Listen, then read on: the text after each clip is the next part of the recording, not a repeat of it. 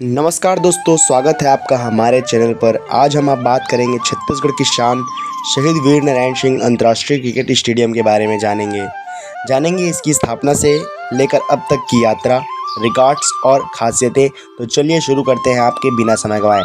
Number 1, stadium की स्थापना और नामकरण। यह स्टेडियम रायपुर के नवा रायपुर सेक्टर 3 में स्थित है। इसकी नींव 2006 में रखी गई थी और 2008 में यह बनकर तैयार हुआ।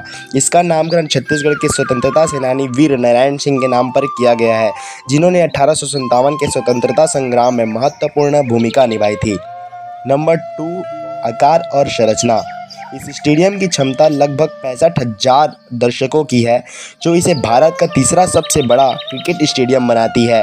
इसकी पिच का आकार 180 × 160 यार्ड है और बाउंड्री की लंबाई एशिया में सबसे लंबी लगभग 80 मीटर है। महत्वपूर्ण मैच और रिकॉर्ड्स।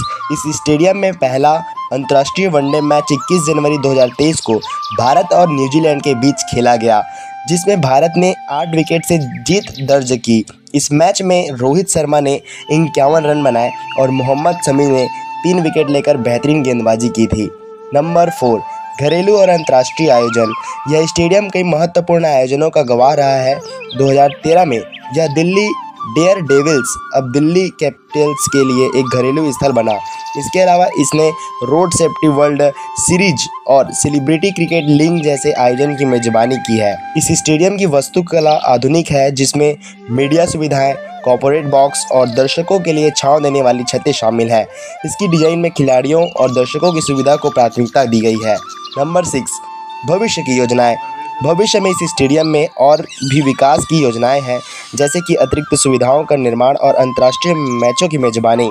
छत्तीसगढ़ सरकार इस स्टेडियम को एक प्रमुख खेल स्थान बनाने के लिए प्रतिबद्ध है।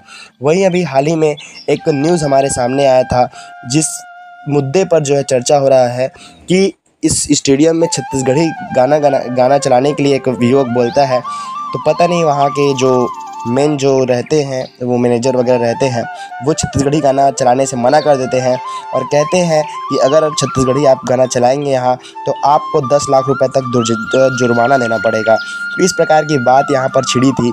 खैर, बाकी ये सब विवाद बातें हैं। अब हो सकता है कि कुछ इसके ऊपर में रिएक्शन किया जाए और आपके ऊपर में, बाकी आप इसके ऊपर में और क्या कहते हैं, आप हमें कमेंट करके जरूर बताइएगा।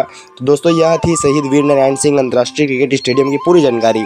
अगर आपको यह वीडियो पसंद आया हो तो लाइक और सब्सक्राइब करना ना भूलें। कमेंट में बताएं कि आप अगला वीडियो किस विषय पर देखना चाहते हैं। धन्यवाद।